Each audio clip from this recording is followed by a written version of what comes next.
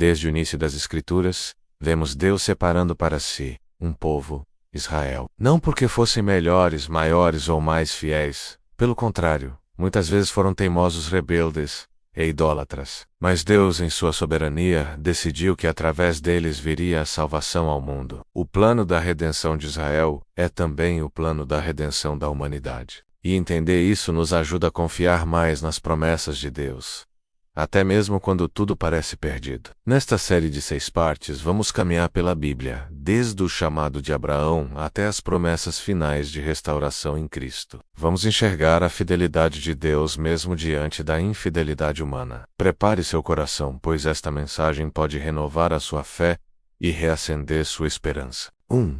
Um povo escolhido pela graça. Tudo começa com uma promessa. Em Gênesis 12, Deus chama um homem chamado Abrão e lhe diz: em ti serão benditas todas as famílias da terra. Ali não nascia apenas uma nova história para Abrão, nascia uma nova história para o mundo. Deus escolheu um homem, e através dele, separou uma nação. E o mais curioso é que essa escolha não foi por mérito, mas por graça. Abraão não era perfeito. Ele mentiu, duvidou e teve atitudes precipitadas. Mas Deus olhou para ele e viu alguém disposto a crer.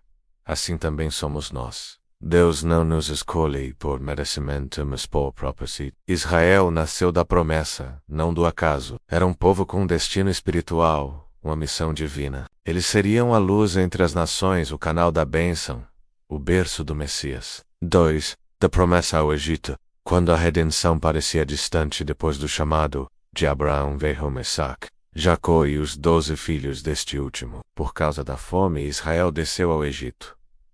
Lá foram bem recebidos menos, mas ao longo dos anos se tornaram escravos. A escravidão no Egito é um símbolo profundo. Ela representa a condição do ser humano sem Deus, oprimido, cativo, sem identidade. O povo que nasceu de uma promessa agora estava gemendo sob o chicote de Faraó, mas mesmo lá, Deus não os esqueceu. E ouviu Deus o seu gemido, e lembrou-se Deus do seu concerto com Abraão, com Isaque e com Jacó. Que palavra poderosa! Deus se lembra das suas promessas. Talvez você esteja em uma fase de cativeiro, onde tudo parece contrário às promessas que um dia você ouviu. Mas assim como Deus agiu com Israel, Ele também se lembra de você. Ele ouve o seu gemido. Ele conhece sua dor. E Ele não tarda em agir. 3. A mão forte do libertador, o Êxodo, é o grande símbolo da redenção de Israel. Deus levanta Moisés para libertar o povo com mão forte. 10 pragas caem sobre o Egito, demonstrando o poder de Deus sobre os deuses daquela nação. A travessia do Mar Vermelho é o grito da liberdade.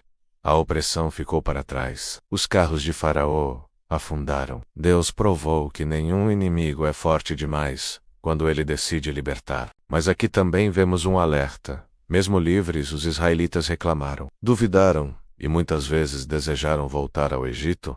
A redenção não é apenas sair da escravidão, é caminhar rumo à promessa.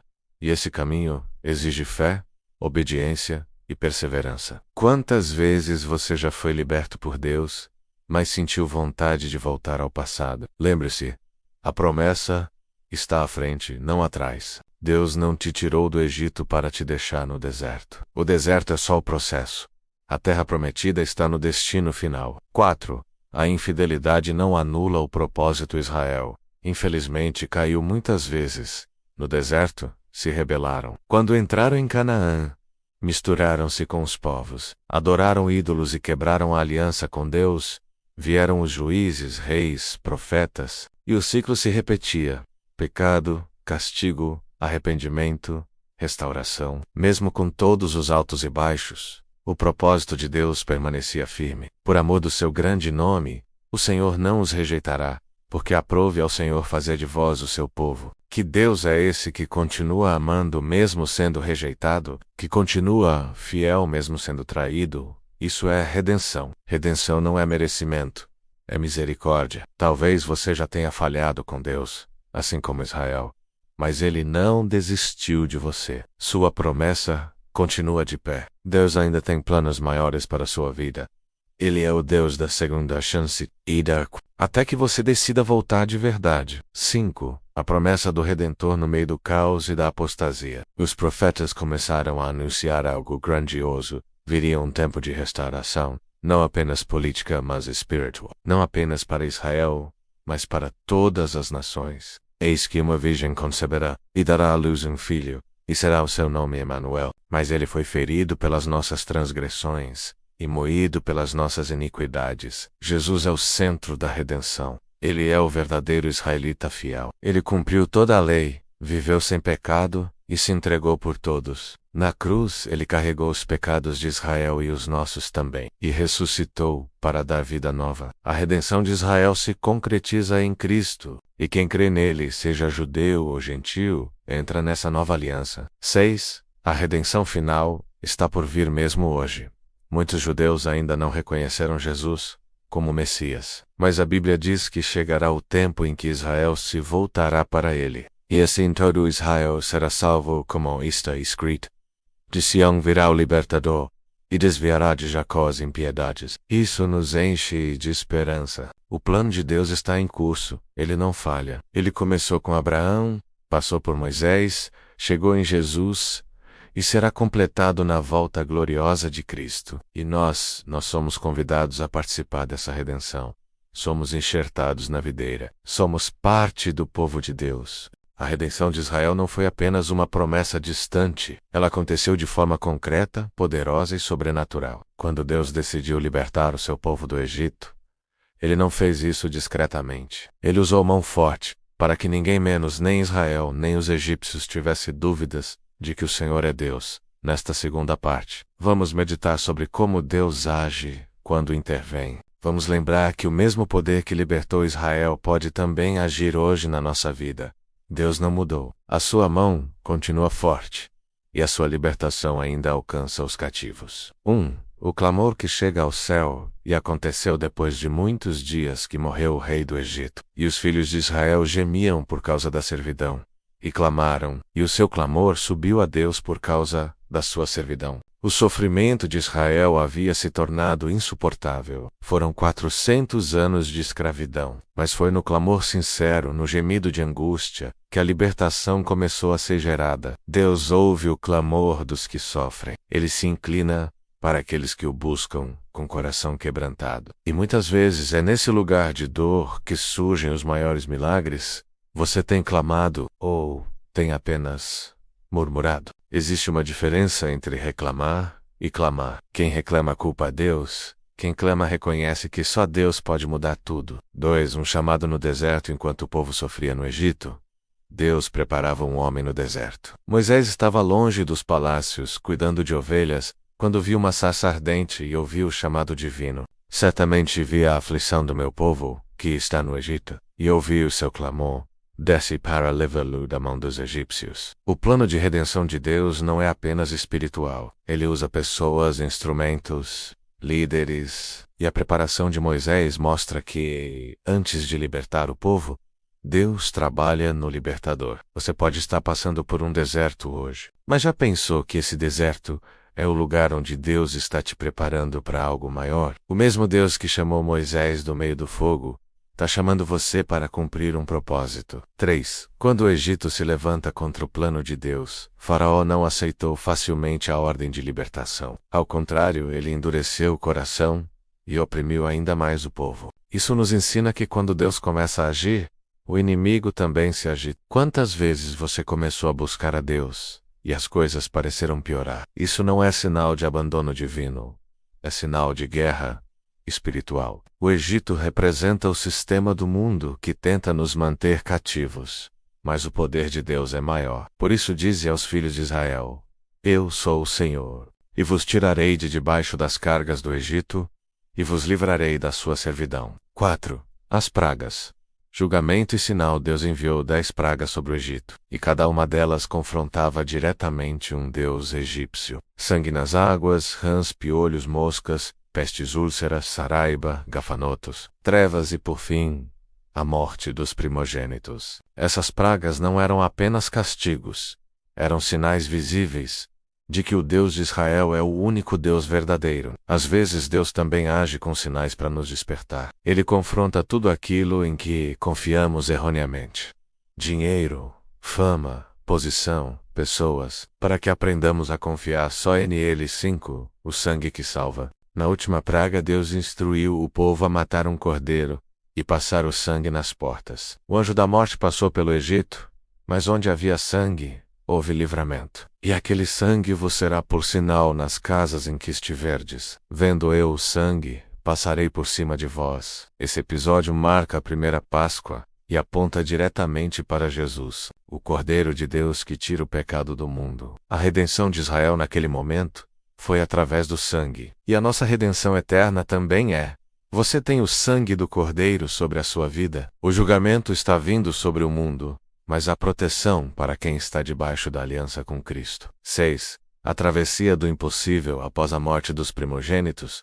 Faraó finalmente permitiu que Israel saísse. Mas pouco depois, mudou de ideia e os perseguiu. Foi então que o povo se viu diante do Mar Vermelho, com os egípcios atrás e a água à frente. E foi nesse momento que Deus agiu, de forma sobrenatural. Então Moisés estendeu a sua mão sobre o mar, e o Senhor fez retirar o mar por um forte vento oriental toda aquela noite. E o mar tornou-se em seco. O mar se abriu. O impossível aconteceu. O povo passou a pé enxuto, e os inimigos foram derrotados para sempre. Esse é o Deus da redenção. Ele abre caminho onde não há. Ele transforma água em estrada. Ele faz do desespero um testemunho. Se você está diante de um mar impossível hoje, não tenha medo. Deus ainda abre mares. Deus ainda destrói os carros de Faraó. A sua libertação está perto. 7.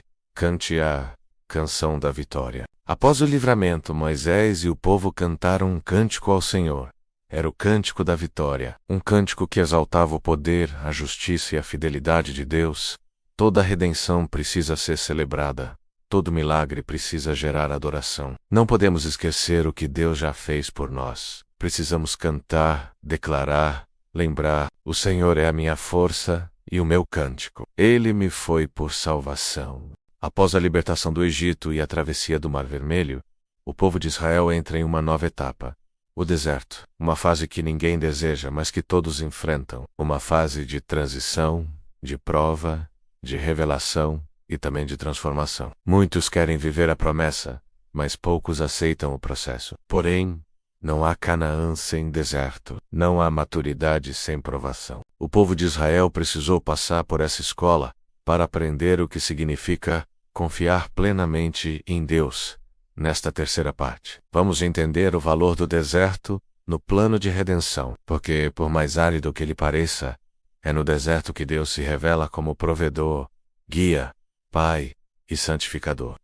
Um caminho que Deus escolheu, e aconteceu que, quando o Faraó deixou ir o povo, Deus não os levou pelo caminho da terra dos filisteus, que era mais perto. Deus escolheu um caminho mais longo para o povo. Não porque fosse cruel, mas porque sabia que eles não estavam prontos para o confronto direto. O deserto era necessário para forjar identidade. Quantas vezes queremos o caminho mais rápido, mais fácil, mais curto? Mas Deus, em sua sabedoria, nos leva por trilhas mais demoradas, onde aprendemos a confiar, depender e amadurecer. O deserto não é atraso, é preparação. 2. A coluna de nuvem e fogo. Deus presente no desconhecido no deserto. O povo não estava sozinho. Deus ia adiante, e o Senhor ia adiante deles. De dia numa coluna de nuvem para os guiar pelo caminho, e de noite numa coluna de fogo. No calor do dia, a nuvem trazia sombra. Na escuridão da noite, o fogo trazia luz e calor. Isso mostra que Deus não apenas guia, Ele cuida. Mesmo quando não entendemos a rota,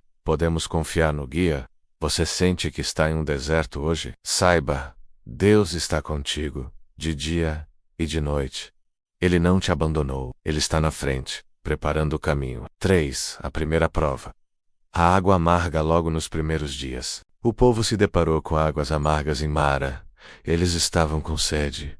E quando finalmente encontraram água, não podiam bebê-la. E murmurou o povo contra Moisés, dizendo: que havemos de beber. Mas Deus mostrou a Moisés uma árvore, que quando lançada nas águas, as tornou doces. Essa árvore representa a cruz de Cristo, onde a amargura, dor e sede Jesus transforma em vida, graça e renovo. Não murmure no deserto, menos confie. Aquilo que hoje parece insuportável pode ser o local do milagre. O Mona, quando Deus supre a cada dia no deserto, não havia supermercados, fazendas ou plantações, mas havia o céu. E de manhã cedo apareceu uma coisa miúda, semelhante à geada, sobre a face do deserto. E chamaram-lhe Maná. Deus supriu diariamente o pão do céu. Eles tinham o suficiente para cada dia. Se tentassem guardar mais, estragava. O maná ensina a viver pela fé, confiando que amanhã Deus proverá novamente. É uma lição de dependência total. Você confia no maná de hoje? Ou vive ansioso pelo que vem depois? Aprenda a descansar. O Pai Celestial cuida dos seus. 5. A água da rocha. Quando o impossível flui em Refidim, faltou água novamente. O povo reclamou, questionou, quase apedrejou Moisés. Então disse o Senhor a Moisés: fere a rocha, e dela sairá água, e o povo beberá. Moisés obedeceu. A rocha foi ferida e jorrou água suficiente para todos. Aquela rocha simboliza Cristo, que foi ferido por nós, e dele fluem rios de vida. Mesmo quando tudo parece seco, Deus pode fazer milagre no meio da aridez. A água saindo da rocha nos ensina que nada é impossível para Deus. 6. O povo não suportou o processo, apesar de todos os milagres. A maior parte da geração que saiu do Egito não entrou em Canaã. Murmuração, rebeldia, incredulidade e idolatria os impediram de alcançar a promessa. Vossos cadáveres cairão neste deserto. Eles saíram do Egito, mas o Egito não saiu deles. Esse é um alerta para nós. Não basta ser liberto, é preciso ser transformado. Não basta andar com Deus. É preciso crer nele com todo o coração. A redenção não é só sair da escravidão, é entrar na promessa. E o deserto é o teste entre uma coisa e outra. 7. Os fiéis serão levados até o fim. Mesmo com tantas quedas e perdas, Deus não desistiu do seu plano. Josué e Caleb, fiéis em todo o processo, entraram na terra prometida. Deus preserva os que confiam nele, mesmo quando todos ao redor falham. Mas o meu servo Caleb, porquanto nele houve outro espírito, e perseverou em seguir-me, eu o levarei à terra. Deus está procurando fiéis em meio ao deserto. Pessoas com espírito diferente, que não desanimam, que não murmuram, que seguem confiando. Será que você é um Caleb da sua geração? Depois da travessia do Mar Vermelho e da caminhada pelo deserto, Israel chega a um ponto crucial de sua jornada. O Monte Sinai. Deus não apenas se manifestou com poder, mas firmou uma aliança com o povo. Uma aliança que os transformaria de escravos libertos em uma nação santa, separada e sacerdotal. Esta parte é fundamental para entendermos que a redenção não é apenas ser salvo do Egito, é ser moldado à imagem de Deus, e essa transformação começa com uma aliança. Vamos mergulhar nessa verdade profunda. Quando Deus fala, o povo se define. 1. Deus chama o povo para um relacionamento agora, pois, se diligentemente ouvirdes a minha voz e guardardes a minha aliança, então sereis a minha propriedade peculiar dentre todos os povos, porque toda a terra é minha. Deus não queria apenas libertar Israel, ele queria se relacionar com eles, dar-lhes identidade, missão e direção. No Sinai, o povo descobriu que não era apenas um grupo sobrevivente, mas uma nação com um propósito celestial. A verdadeira redenção nos leva de volta ao Criador. Deus nos resgata, não apenas para nos proteger, mas para nos possuir, nos transformar e nos usar. 2. O monte que fuma. O Deus que desce, e aconteceu que, ao terceiro dia, houve trovões, relâmpagos, uma espessa nuvem sobre o monte. E todo o monte Sinai fumegava. A cena é impressionante. Trovões, fumaça, terremoto, voz do trombeta. O monte inteiro tremia. Era a manifestação do Deus Santo, poderoso, justo. Essa imagem nos ensina reverência. O mesmo Deus que nos ama é o Deus que deve ser temido. Sua presença não é comum, sua voz não é banal. Ele não é um Deus de bolso. Ele é o eu sou. Hoje em dia, muitos perderam o temor de Deus. Mas quando conhecemos de verdade, como Israel conheceu no Sinai, entendemos que a redenção exige santidade. 3. Os 10 mandamentos. Um padrão de santidade. Em Êxodo 20, Deus entrega a Moisés os 10 mandamentos, um resumo da sua vontade moral para a humanidade. Eles não eram apenas regras, mas o reflexo do caráter de Deus. Não terás outros deuses. Não farás imagens, não tomarás o nome de Deus, em vão guarda o sábado honra, pai e mãe, não matarás. Não adulterarás, não furtarás, não mentirás, não cobiçarás. Esses mandamentos estabeleceram uma nova cultura. Não era mais o Egito quem ditava as regras, era Deus. A redenção verdadeira muda valores, hábitos, mentalidade e comportamento. Você foi redimido, então precisa refletir essa nova aliança em sua forma de viver. 4. O medo que revela a distância. Todo o povo viu os trovões, e se pôs de longe, e disseram a Moisés: Fala tu conosco, e ouviremos, e não fale Deus conosco, para que não morramos. O povo ficou com medo, pediram que Moisés falasse por eles. Isso revela algo triste. Muitos querem as bênçãos de Deus, mas não querem a sua presença direta. Preferem intermediários, líderes, pregadores, profetas menos, mas não querem buscar a Deus sozinhos. Deus quer intimidade direta com seus filhos. Moisés subiu ao monte, mas o povo ficou embaixo. O medo os afastou. Hoje muitos ainda vivem assim, vendo o fogo de longe, ouvindo sobre Deus, mas sem ter comunhão com Ele. A redenção nos chama a subir o monte, a ouvir a voz, a ver a glória, a andar com Deus. 5. A construção do tabernáculo. Deus habitando no meio, e me fará um santuário, para que eu possa habitar no meio deles. Deus não queria apenas guiar o povo, queria habitar com eles. Por isso ordenou a construção do tabernáculo, um lugar móvel, santo, onde a sua glória se manifestaria. O tabernáculo simbolizava a presença constante de Deus no meio do povo, mas também ensinava que o acesso a Ele exige santidade, sacrifício e ordem. Hoje, não temos mais o tabernáculo físico, mas somos o templo do Espírito Santo. A redenção nos transforma em morada de Deus. Ele quer estar conosco em nós todos os dias. 6. O bezerro de ouro. O perigo da impaciência. Enquanto Moisés estava no monte, o povo se cansou de esperar, e então cometeram um dos maiores pecados da sua história. Fizeram um bezerro de ouro, para adorarem como se fosse o Deus que os tirou do Egito. Este é teu Deus, ó Israel, que te tirou da terra do Egito. Isso mostra o quanto a alma humana é inclinada à idolatria. Mesmo vendo milagres, o coração deseja ídolos visíveis. A impaciência gera desvio. O afastamento da palavra gera idolatria. Deus ficou indignado. Mas também houve misericórdia. A redenção é um processo de confronto. Deus nos mostra nossas falhas, mas também nos convida ao arrependimento. 7. A aliança renovada. Apesar do pecado do povo, Deus renovou a aliança, mandou Moisés subir novamente, escreveu de novo as tábuas da lei e reafirmou o seu amor por Israel. Farei uma aliança diante de todo o teu povo. Farei maravilhas. A fidelidade de Deus é maior que a infidelidade humana. Mesmo quando o povo quebrou a aliança, Deus não quebrou a sua parte. Isso nos dá esperança.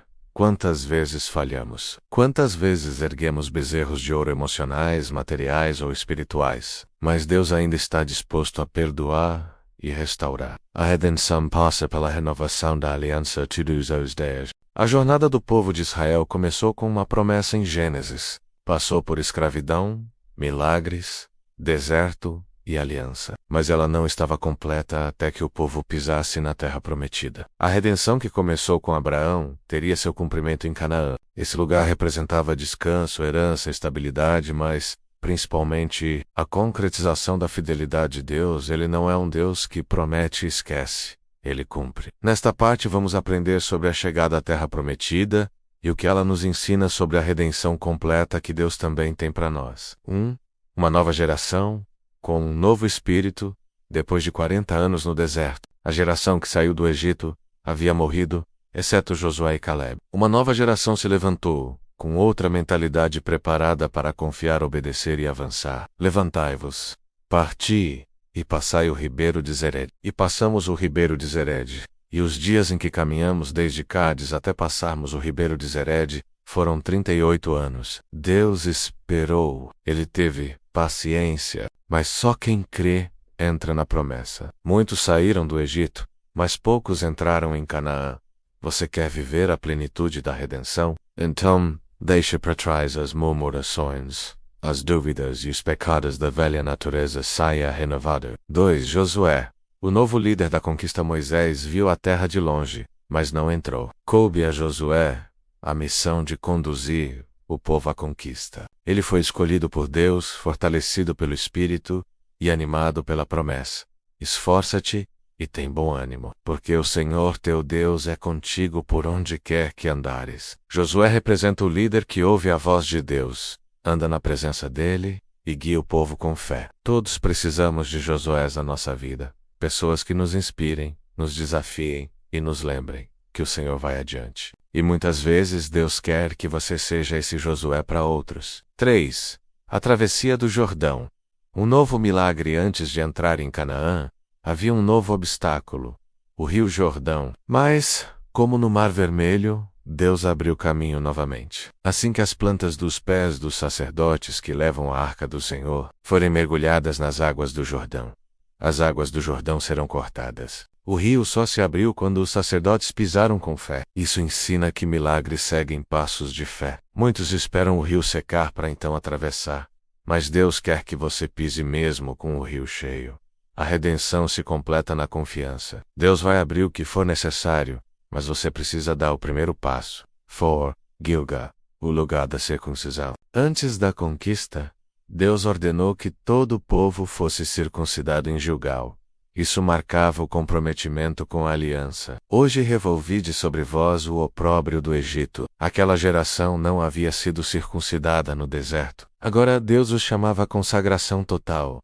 Era o fim de uma fase. O Egito, espiritualmente, estava sendo arrancado deles. Você não pode conquistar novas promessas com a velha natureza. A redenção exige corte, renúncia, santidade. Deus quer te levar adiante, mas primeiro precisa remover o que ainda pertence ao passado. 5. Jericho. A conquista sob obediência. A primeira cidade de Canaã era Jericó, uma fortaleza temida, com muros impenetráveis. Mas Deus deu uma estratégia incomum: marchar em silêncio ao redor da cidade por 6 dias, e no 7º dia, dar um grande brado. Então o povo gritou, e os sacerdotes tocaram as buzinas. E o muro caiu por terra. A vitória não veio por armas, mas por obediência radical. A redenção nos ensina que o segredo da conquista está em ouvir e fazer exatamente como Deus manda. Quantas Jericós você enfrenta? Seus muros podem cair não com força humana, mas com fé e obediência a Deus. 6. A herança dividida. Cada um no seu lugar depois das guerras. Josué começou a dividir a terra entre as tribos. Cada família recebeu uma herança.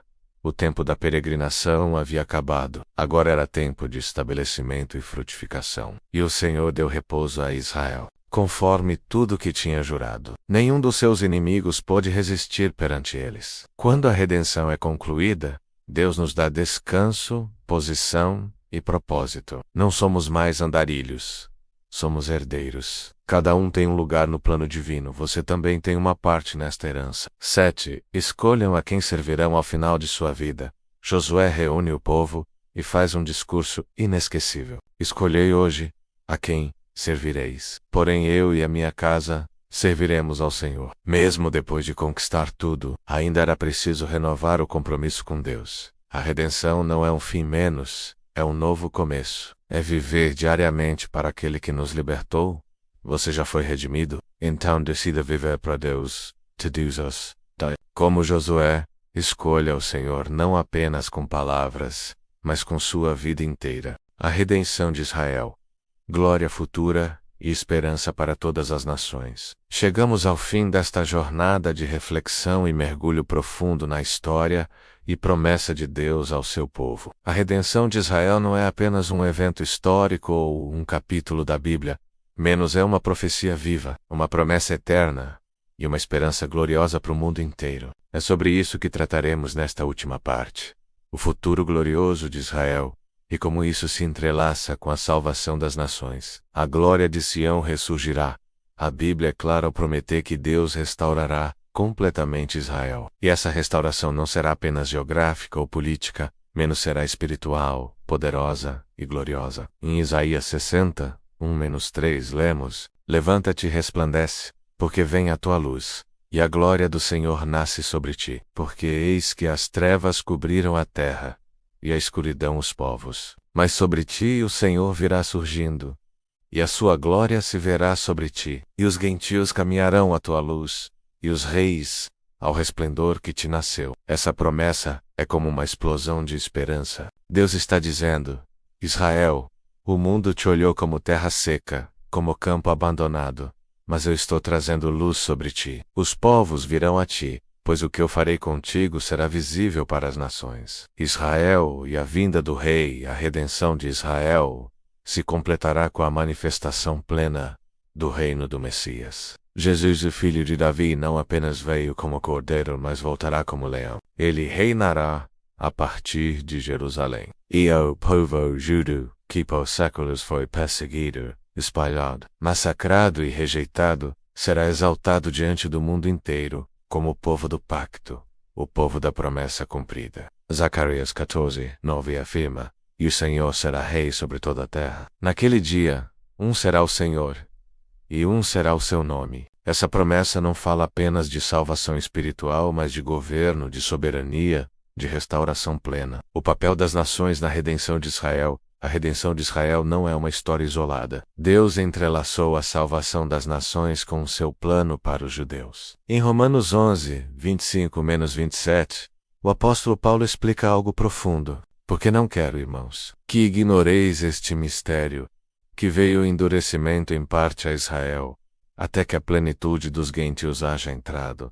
E assim todo Israel será salvo. Isso nos mostra que o plano de Deus é perfeito. Ele usou o endurecimento de parte de Israel para abrir as portas do Evangelho aos gentios, ou seja, a nós. Mas esse tempo tem um fim. E quando o número completo das nações tiver entrado no reino, Deus voltará os olhos para Israel de forma poderosa, salvando-os em massa. O Messias não virá apenas para reinar.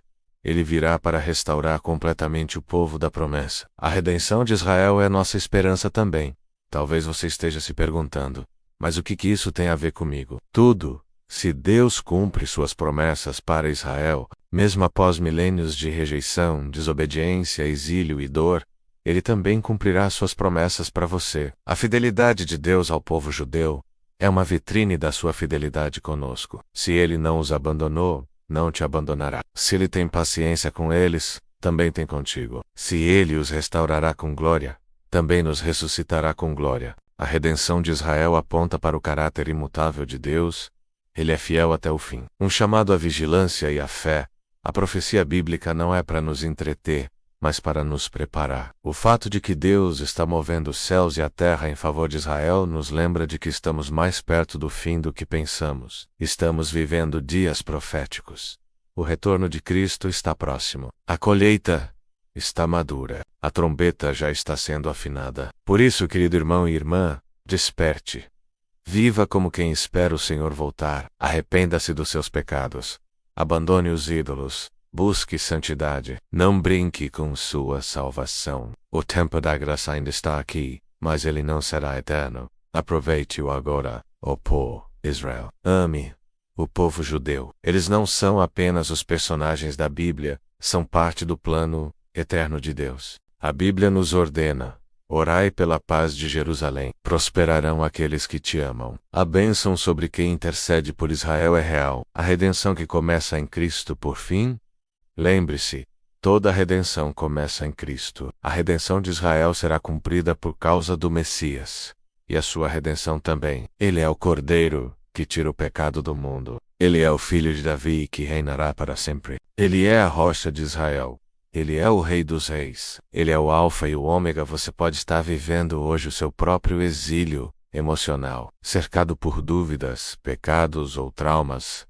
Mas há redenção para você também. Deus quer restaurar sua vida, sua casa, seu chamado, sua fé, sua alegria. Não importa o quão distante você tenha ido, Ele é o mesmo Deus que trouxe Israel de volta. Ele também pode te trazer.